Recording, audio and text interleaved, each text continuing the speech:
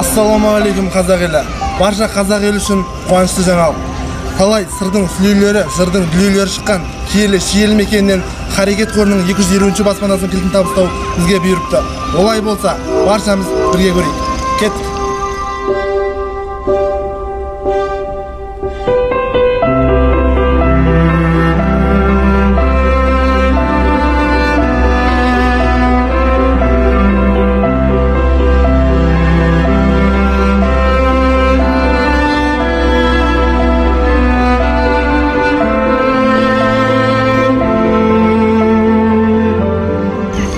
Кезекті 250-ші баспананың кілті 7 баланың жалғыз басты анасы Махатова Бибігүл ханымға бұйырмақшы. 250-ші баспана сіздерді тасыңыз.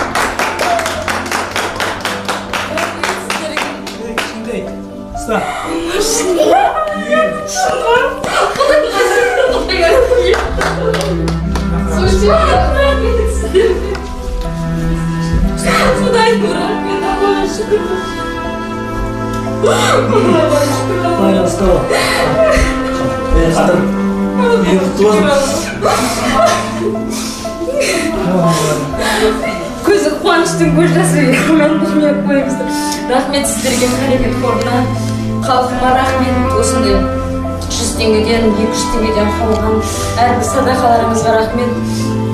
Қордың директорына, Мұханқызына, Гүлмира, сізге көп-көп рахмет.